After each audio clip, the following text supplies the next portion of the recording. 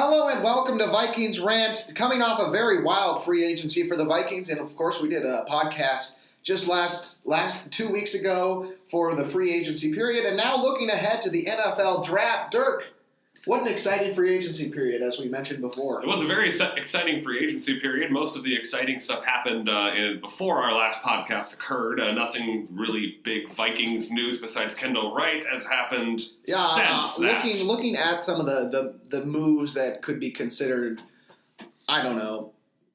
trackable. The Vikings have signed a few very low-tier guys that have been decent for their teams in the past, or at least shown flashes of maybe potential. Some of the biggest names since the Sheldon Richardson and Kirk Cousins signing has been Kendall Wright, who, of course, was the number one receiver for the Bears last year. And then should replace aforementioned Jarius Wright. Yeah, so very interesting exchange there. Jarius Wright out the door. He signs with Carolina, because all former Vikings who were halfway decent or trash for us go play for Carolina. Yeah, and Jarius Wright was one of those guys who he was always consistent. So I don't want to dog on Jarius Wright because he did good things and truthfully kind of got screwed at the end. But he was coming due for about $4 million this year, and so we cut him. That was $2 million against the cap, and then we signed Kendall Wright for only $1 million over the course of this year.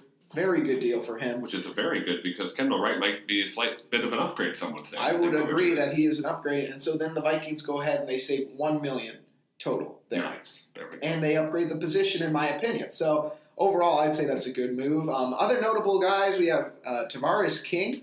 He played for the Giants last year and had the best season of his career. I think he caught about 200 yards and 3 touchdowns. So there's another a depth addition there. No guarantee he's going to make the team. I think Kendall Wright will. But Tavares King, no guarantee he's going to make the team. There's a lot of young talent, such as Laquan Treadwell, Stacy Coley, who also has some return capabilities, and also a young man named, what is his name, Dirk? Some people are saying he might be the next Adam Thielen. It's like Brandon Zistra or something. Oh, I thought maybe the German guy. Oh, no, he's long gone. The German guy's gone. That was a fun experiment, but it did not work out at all, and I'm certainly thinking there probably could have been a better pick there. But that's neither here nor there. Other notable signings, though this one might have happened before our last podcast, was Tom Compton, who is kind of a swing offensive guard, offensive tackle, really just a guy who's going to provide some depth. Hopefully we can draft at that position. Yeah. And then we signed Rashad Cleat, a linebacker who has been on many NFL teams. Same with the next two, Josiah Price and Nick Dooley. Nothing really too notable there. Just some guys to compete at camp. Maybe they earn a roster spot and play some special teams for us. Depends on how we draft and where we draft. Could also be that guy you've just never heard of, and then the Super Bowl happens, and boom, and there he is making a play. Or not making a play. That's a good point. He could very well be on the bench. Then, of course, as we acknowledged last time, we traded for Trevor Siemian, so that's a good depth position guy as well. Also, we re-signed Marcus Sherrills. We re-signed Kai Forbath. Yeah. And notable guys, Mac Brown. He was officially re-signed. I'm pretty sure that he was one of the guys who we put a restriction on his free agency, and so now he's officially going to be a Viking next year. Mac Brown, by the way, was seen in a picture with Kirk Cousins, Stephon Diggs, and Adam Thielen getting some reps in Atlanta, Dirk. So that's kind of cool. They're forming an early bond. And pour the coin. Mac Brown, a guy who really has an opportunity this year. He's kind of been a in and out guy of a few teams, most notably the Redskins. But he has an opportunity to kind of fill the void that's left by Jared McKinnon leaving in free agency. Personally, I believe that he will definitely have a rookie that we draft at some point in this draft to replace McKinnon. But he will have a chance to compete for that spot. Unrestricted free agents still not signed. Michael Floyd and Terrence Newman, who is still in that teeter-totter. Is he going to retire? Is he going to re-sign with the Vikings? Those are the only two options. So he's not going to sign with another team. He will retire or he will sign with the Vikings, Dirk. Yeah. Wait, haven't we re-signed Nick Easton? Nick Easton is on a restricted free agency. I think we put a second-round tender on him. And so basically someone have to give us a second-round pick for Nick Easton. So we'd have Nick Easton unless somebody does that. Yes. Okay, good. But I would take the second-round pick, to be honest.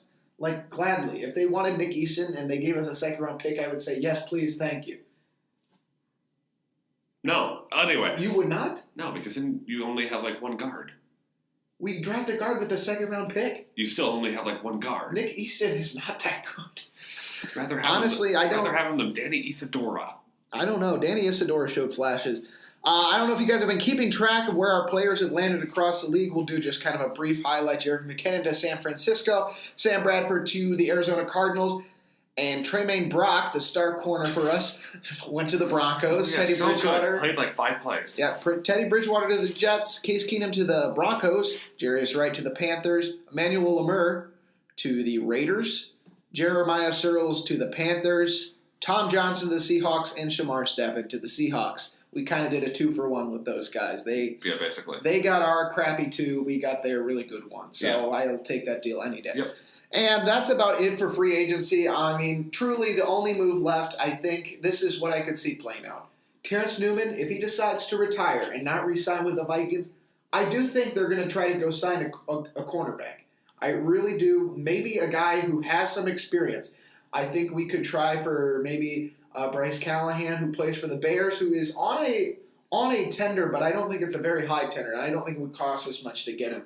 And so I could see us going for someone like him, Dirk. Yes, definitely Nathan. I think they would try to go there, or they could try to go in the draft. Only if we could not get Terrence Newman. Or they could try in the draft, as we are here to mostly discuss. But now, looking ahead to the NFL draft, the Vikings with pick number 30, and then a flurry of picks after that, Dirk. Yes.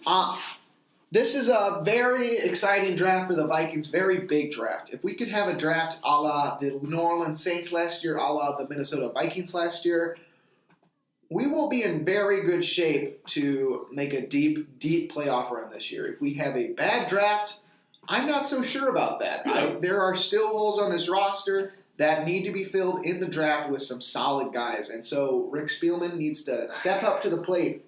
He needs to have a really good draft this year. You definitely need to shore up that offensive line a little bit, I think, and I definitely think if Newman, even if Newman does come back, you do need a younger, more athletic corner back there in terms of depth at that position. I think those are the 2 biggest needs, obviously, would be either a guard, tackle, or a corner. And then I think looking at that, I think if you're looking at other picks for the Vikings, I think in later rounds, would not be a bad idea to draft a running back in the late rounds.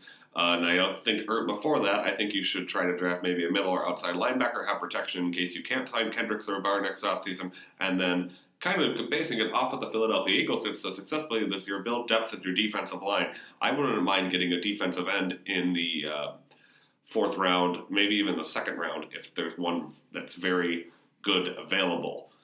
Nathan. Yeah, and what the Vikings are facing this year is essentially what they did is they told you what they're going for in the draft, essentially ignoring one of their basic needs in free agency simply because there really was not a lot of great depth out there for the offensive line position.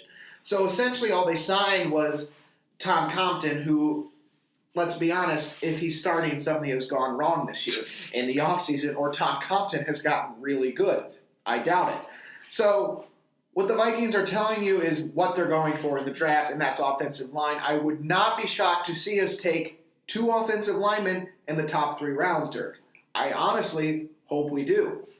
And here's the thing about the draft this year. With pick number 30, I think it's doubtful that the Vikings keep it, Dirk. I really do. Rick Spielman loves trading down out of positions to get more picks, and right now we're only at 8, missing a 4th rounder, so if he gets a deal with, say, the Cleveland Browns or something, they have something sitting at number 30 that they want, and we could get, like, the Cleveland Browns' first pick of the 2nd round, and they give us a 4th, Rick Spielman would take that deal in a heartbeat because he wants that 4th round pick. Maybe he would even pick up a 7th as well. There's a multitude of situations in which I could see us trading down. I could even see us trading down into the mid-2nd round. No. If the price is right, Dirk, if the price is right, and you'd have to be pretty ignorant to say no to that. I would not. I would, if it was early in the 2nd round, yes, I would trade down. I would not trade down to the mid-2nd round or the late 2nd round. I think by that point when you trade down there, I think you could get a couple of either the interior or offensive line or the tackle prospects that you could want to be gone at that point. I think you're right if you trade with like Cleveland for Cleveland's first pick of the 2nd round, I think you would be fine there. I think so I wouldn't mind depends. trading down a couple spots. It really depends. I would object to trading down to the 15th pick of the second round. I would not object to trading down to somewhere like the third pick of the second. It depends on how the first round goes. If people just go gangbusters on tackles this year, Mike McGlinchey is gone, Connor Williams is gone.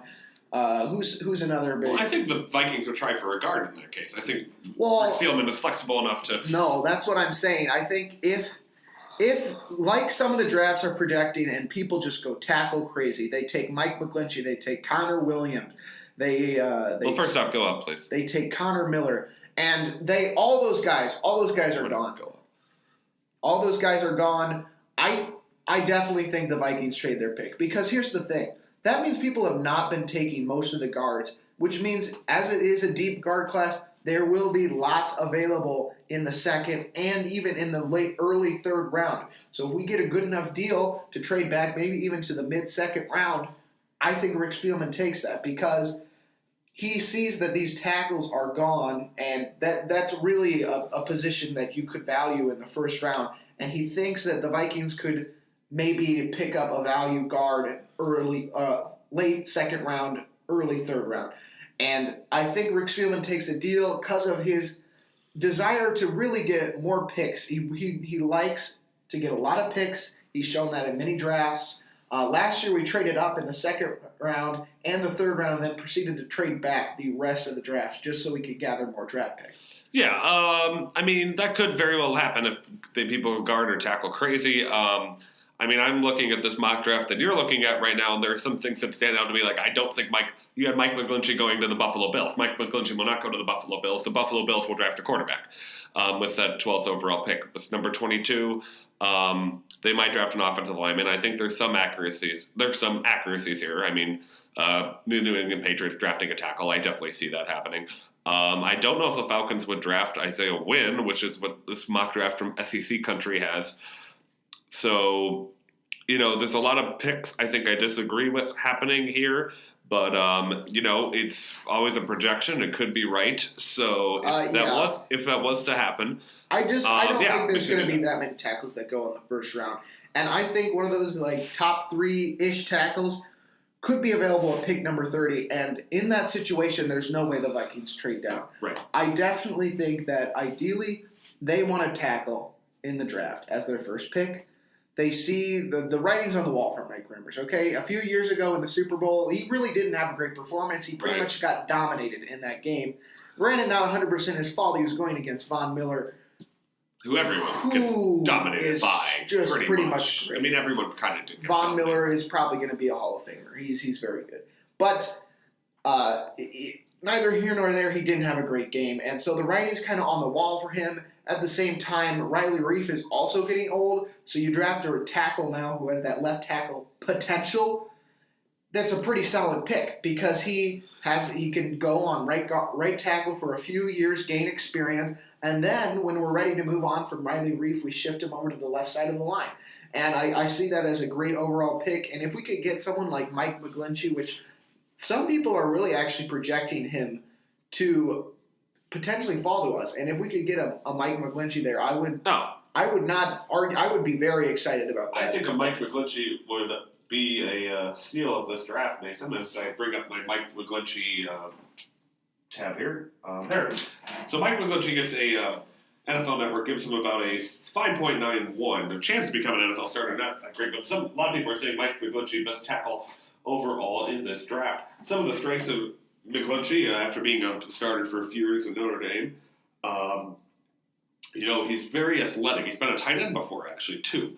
And he's actually been pass catching. So, he's very athletic. It's like in Madden, those converted players in Madden Ultimate Team. But they are scary. He's very athletic. He's got natural movement. I've watched him block Bradley Chubb, the top defensive end in this class, and an All-American last year.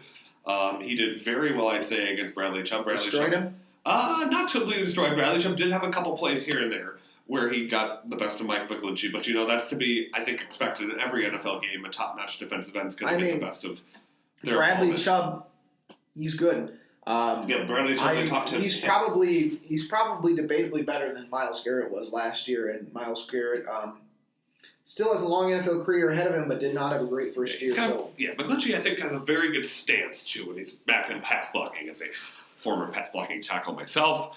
And also, I think he's very solid in the run game, which is something you don't always have in a tackle. I think McGlinchey's more of a left, so if they're looking at a right, I think then you'd go with a Connor Williams or a Colton Miller if they're available. But McGlinchey, I think, is the best talent-wise, so you kind of got to take him. I do not see this many tackles going in the first round, and a lot of mock drafts do not have this many tackles going in the first round, but at the same time, a lot of them do. So it really kind of depends on how the mock draft is going. I do think because it's going to be such a heavy quarterback first round, that will help us, okay? Yeah. Because that means very skilled players that would have been selected in the top of the first round are now going to be available in the mid rounds, which means that other players are also moving back. So that helps us. Truth be told, there's going to be about 5 picks that are just basically taken out. That means we move up from 30 to 5 basically for free because we're not interested in any quarterbacks at all in this draft.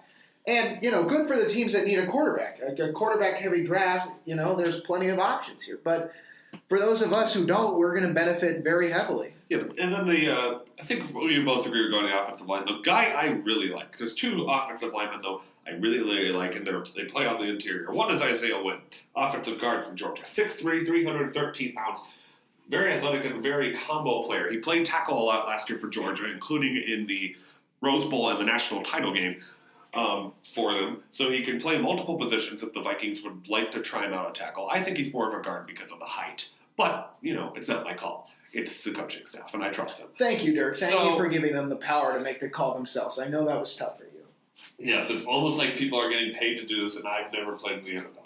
So I'd say, from watching Wynn on film and from other scouting reports I've looked at online, he's got above-average quickness, a jump off the ball, something that's very key. He finishes his blocks. He doesn't really fall off. You don't see a ton of guys, shoving off Isaiah Wynn to make the tackle in the backfield. He's very, very good at that. He's also got pass blocking. If you choose to put him at guard, he's also got tackle pass blocking skills because he specifically played the left tackle spot, which in a pro offense like Georgia is going to be mostly pass blocking, as we know. So I think he'll have above average pass blocking skills for a guard. And that's the reason why I like him. He can run block very well, but he can also pass block on the interior, and that's sometimes things you don't get out of those guards that are big and beefy like Isaiah Wynn. Oh, that's it? Okay. That's more of my Isaiah Wynn profile. Okay, thank you. Yeah, the Isaiah Wynn, definitely a good top prospect, but again, I think this is a very deep guard draft. You look at the second tier of guards, they're good too. And if the first round goes really heavy tackle and there's not one of those good tackles available when we go, the guards are going to be deep. We're going to trade out of the first round. I don't think we are going to select a guard at pick number 30. I don't think it's possible. Well, I think it could be possible, too. I mean, I think the other guy I'm looking at is Will Hernandez. He's 6'2", 327 pounds from Texas El Paso. Look at this guy's highlight reel on YouTube, folks. He's just a freaking beast. His combine number shows 5.15 for 40 for being a 6'2", 327-pound guy. That's not bad for having that much weight on you. Also did 37 reps of the bench press and a 24-inch vertical jump. As we mentioned, very big. He can block in the interior. I have some questions about movement, though, at 6'2", 327. I don't know if he can stay on the pass block portion of it as well, but I have seen him pull before. He's very big. He's very aggressive, and he does it cleanly, too. It's not like he's getting called for holding every other play. Finishing his blocks well, he'd be a big addition in opening holes on whatever side of the offensive line he was on for Dalvin Cook and Latavius Murray to run through. Dirk, here's my question. Yeah. Last year, the Vikings select Pat Elflein. Beginning of the third round, I think it was like 4th or 5th pick of the third round. They traded up to get him. Pat Elflein essentially garnered the same awards as guard Billy Price, who many people are projecting we get with the 30th pick in the first round. My question for you, Dirk, is why is it that Billy Price is being seen so much higher than Pat Elflein was last year? Do you have any insight in for that? I don't really know, Nathan, as to why that is. I'd say Price is 6'4", 305, so he's not that much different from Elflein in terms of weight-wise. I'd say Price does seem like a guy who could play guard possibly more than Elflein did, so I think maybe versatility on the offensive line is there. I know people did think of Elfine as a guard possibly. I always saw him as just a center only, like he is. So Elfine's got really good strength and all that. He also can pull. I mean, not Elfine, sorry. We know about Elfine. So Price can pull. He also has very good strength and all that. But Price also, I've watched him on film, and I don't know. I'm a little shaky on him. I've watched a couple games, specifically against Michigan and against Penn State, two of the top competition for the Buckeyes this past season. Sometimes he was missing blitzes right up the middle. Sometimes he didn't seem to be creating that big of a hole. He's very good when you get him pulling around. When you get him pulling around and going up on linebackers and all that, and you get him one-on-one, he can be good. But there are sometimes he seems where he misses assignments or he's not getting the push that you would like to create holes in the middle. So Billy Price is definitely one of those guys. I think he's being overpicked right now. So some of the mock drafts I've seen have him picked in the top 20. That's not going to happen. I think Billy Price is more of a Pat Elfine range in terms of where you get picked. I agree. I think the Billy Price is a guy who they could potentially get late second round. I truly do, because I think he's being overestimated right now. And this is the guy who tore his pectoral at the combine. So teams aren't even seeing anything from him. They would be essentially picking blind in the first round. And NFL teams, while risk takers, are not that heavy risk takers, especially at the guard position, which is traditionally not something people want to draft in the first round anyway, Dirk. Right. I mean, but I think this year you see a deeper guard class than normal. I mean, we haven't even talked about Quentin Nelson because we know that there's pretty much no chance of getting Quentin Nelson unless we trade up. You know who I think we should talk about? Sam Darnold. We should draft Sam Darnold, Dirk. Nathan, that is the stupidest take I think I've heard all morning. Yeah. Sam Darnold will go to Cleveland and be part of what has been known as quarterback hell. Yeah, poor Sam Darnold. He had such a promising career, but it's basically... Can you imagine how happy Sam Darnold will be on draft night if they draft like Josh Allen or something like that? They draft Josh Allen. Yes!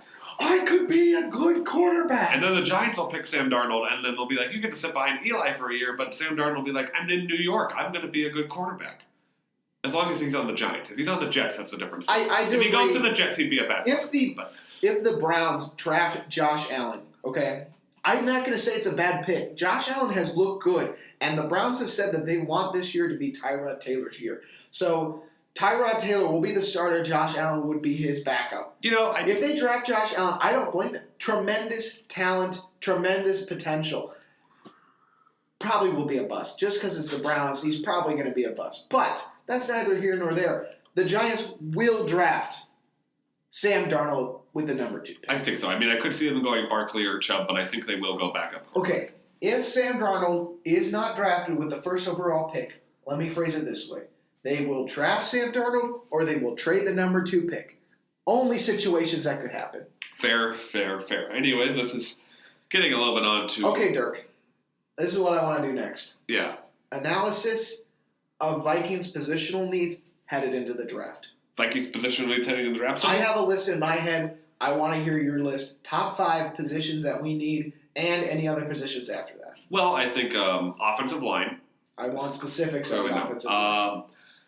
Depends on who's there. If there's guards there still like Hernandez or Wynn, I'd go draft a guard. If there's tackles like McGlinchey or even a Colton Miller out of UCLA who seems like it's been the talk of the town basically since the combine, could be a very good NFL player. I think I'd go guard there if it's Colton Miller. I like the guards over Colton Miller. If Mike McGlinchey's there, I think I go tackle.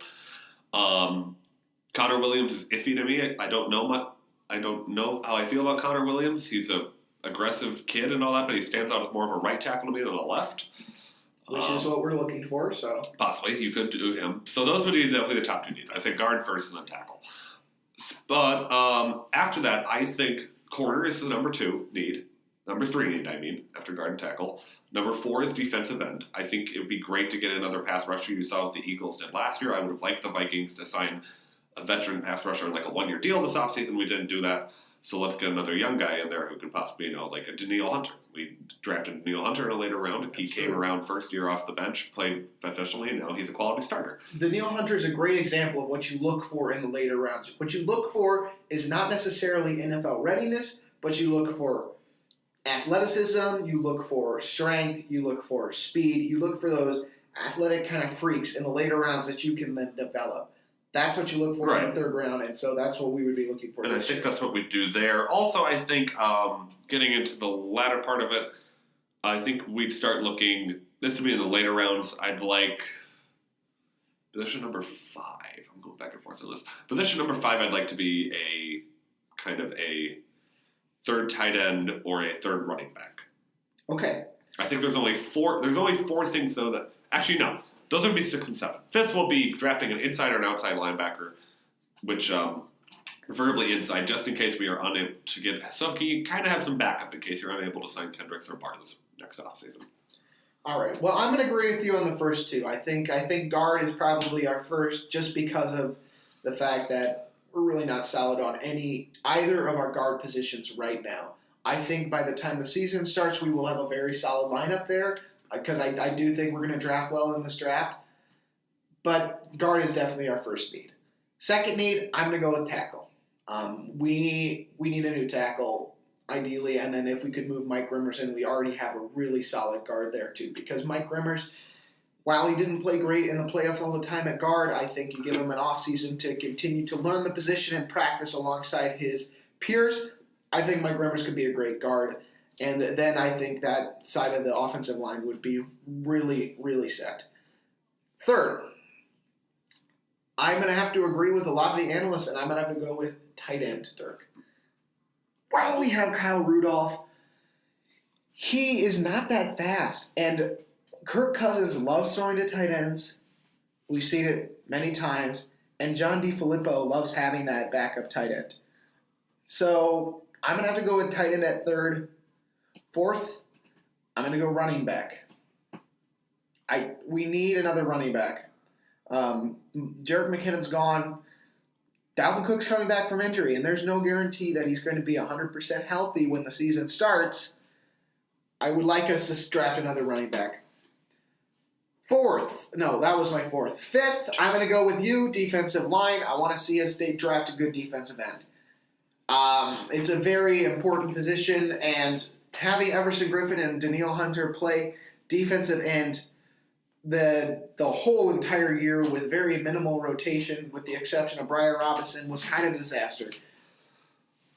6, I'm going to go with... Wait, were we just doing top 5? I know, but I just can't stop talking. Okay, we'll be good. Honestly, I think I might like your list better than mine, but... Yeah, so let's finish up here. We've looked at pretty much all the NFL lineman prospects that we could possibly look at to draft. Brief background here on Connor Williams. We briefly talked about, guy out of Texas, projected rounds 1 and 2. Very good, hard-working guy from what I've heard. He's got great technique, good muscles, as we talked about, very aggressive finishing blocks and all that. More of a right tackle, though. I think, personally, he's not bad at pass blocking. He'll be a good quality pass blocker, but I think the whole meanness, finishing, aggressiveness, big, bulky guy, muscle mass, I think that's more of a right tackle than a left tackle, but I could see him at left as well. Anyway. Yeah, so... He doesn't have a lot of length in his arms, which is kind of what you need at left tackle. We've heard what we've said about these guys. What are the experts saying? What are they picking for us to have? Well, as you assumed, a large majority of experts are indeed, according to a Daily Norseman gathering of different mock drafts across the internet, 72.2% of those mock drafts have us taking offensive linemen in the first round. Some of the extraneous ones that you see, defensive tackle, some people have us taking defensive tackle, a few people have us taking cornerback, linebacker, tight end. Those are some of the other positions. But looking at the offensive line prospects specifically, 26.7% of drafts are having us take Will Hernandez in the first round with the 30th overall pick. Big.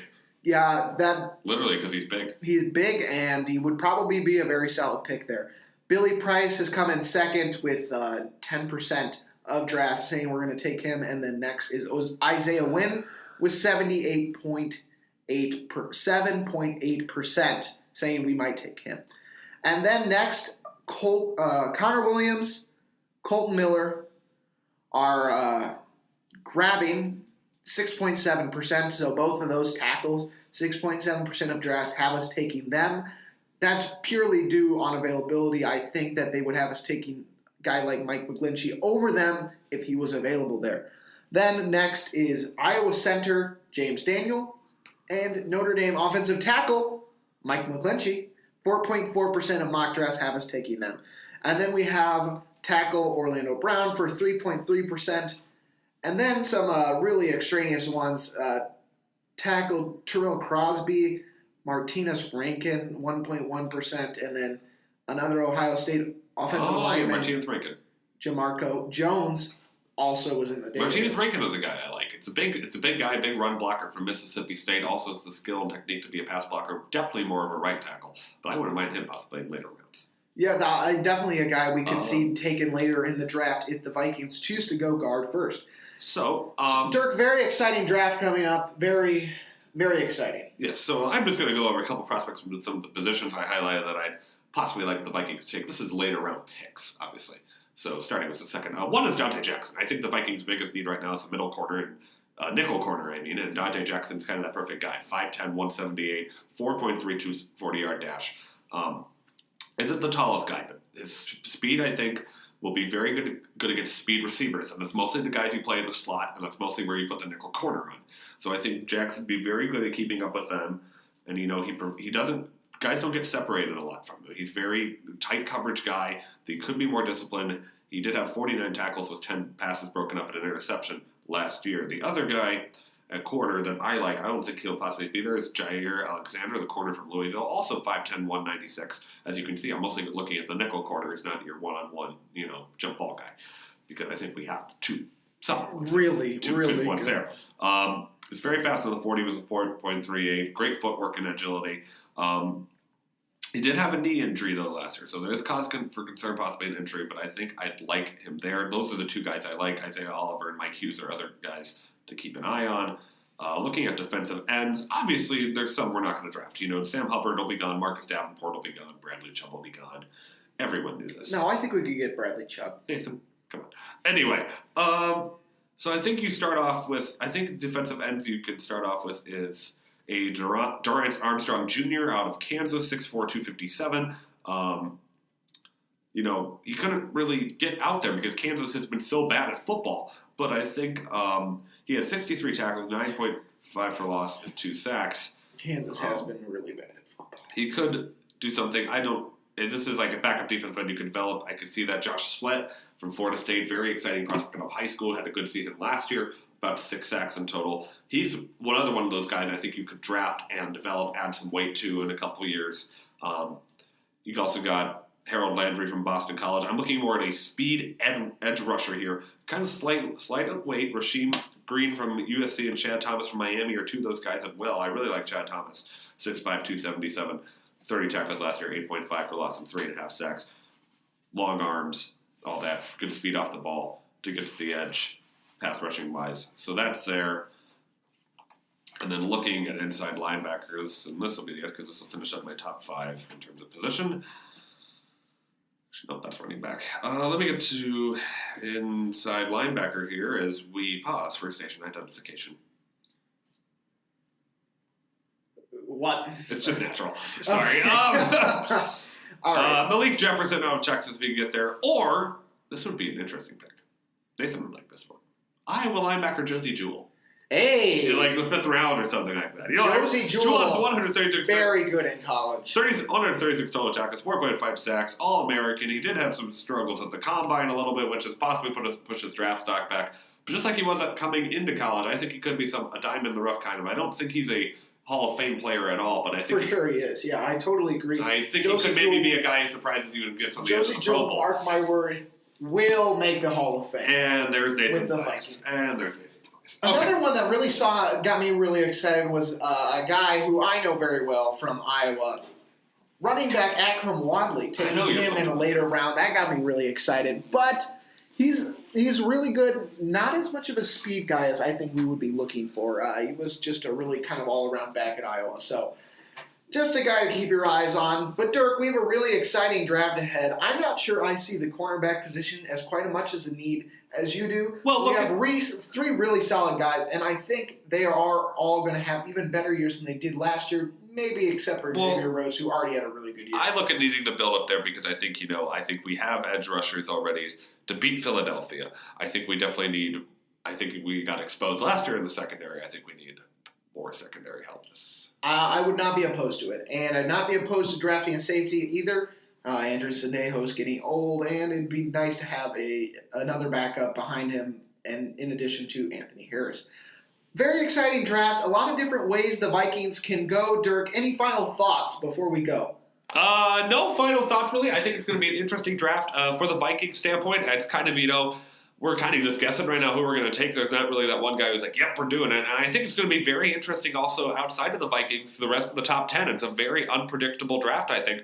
And it's going to be very interesting because you very likely have 4 quarterbacks going in the top 10. There's some of them I like, some of them I don't like. So... and if you're listening to this podcast, no doubt you'll be watching on the night of the draft, as you are probably a very large Vikings fan, as we are. And we will be very excitedly watching to see who we draft. Last year, I got a very exciting notification that the Vikings had traded up to get Dalvin Cook, a player who I was viewing as probably our top prospect into the draft. I really wanted us to take Dalvin Cook. I really did. I didn't think it was possible. I thought there was no way he was getting out of the first round, and he did, and he just kept falling. Vikings very smartly traded up to get him, probably the best rookie running back out of that class last year, with no bias at all. He's going to come back even stronger this year, and I just think the Vikings, if they can do it again this year, they will secure a really great team. And if I had to project a first-round storyline to watch, I think it would be, I think one of the quarterbacks possibly falls a bit. I definitely agree. Which could be something to watch. I mean, you kind of got 4 quarterbacks stacked up, and there's some teams might, maybe the Jets, they got McCown and Teddy Bridgewater. Maybe they don't pick a quarterback. I'd be stunned, but, I've seen crazy things happen before. So that happens, but I think the Vikings pick also will be very interesting as a Vikings fan. I think we all know where this is heading. It's just who specifically do we pick will as the first be round? the Vikings' first-round pick? Who will will they trade? I think they will. Who will? Dirk thinks they won't. Who will? One of us will be right. And Dirk, what are we going to do? If the Vikings trade down, what do you do on this podcast to embarrass yourself? Say, Nathan, you are the king of predicting events. I worship you, and every prediction you make is now the best ever. I think you say that. I think I will say, Nathan, you are the best at projecting the draft. I will not say I worship you, and I will not say every one of your projections is correct. All right, fine. I'll take that. So what do I say to you, Dirk, if you are right and we do pick a guard in the first round? You will say the exact same thing that I said that I have to say to you. Okay, fair deal. So there you go, a little friendly wager on the draft. I'm very excited about the Vikings prospects. I think we're going to have a really good draft. Will you also give me $100? I will not. Okay. Thank you for listening this week to Vikings Rant. Please keep tuning in for more content. I will tell you without a doubt that we will have a post-draft analyst podcast posted when the draft happens. But I think Dirk and I, after the draft happens, I think Dirk and I have had our fair share of draft talk, and there's so much out there. So please continue to look at all of that stuff. It's all very interesting. Thank you for listening to us rant about the Vikings' potential picks for the last 40 minutes. And please remember to tune in to our next podcast. Yes, and also, Dirk Gumbenhauer signing off. Please go and cheer for the Timberwolves to try to make the playoffs. Yeah, that's true. Timberwolves. If we don't make the playoffs, I think Tom Thibodeau should be fired, and I will have more on that if we don't. Yep. When you're listening to this, it might already be over, and they might not have made it, or they might have already made it. But we'll cheer for the Timberwolves. Jimmy Butler coming back. He provides an added layer to that team that they don't have when he's not there. So right, you got a top 20 NBA player that's going to add. That's going to be helpful. So thank you for listening, and we will see you 2 weeks from now, hopefully with some maybe 3 weeks from now, hopefully with some very good news.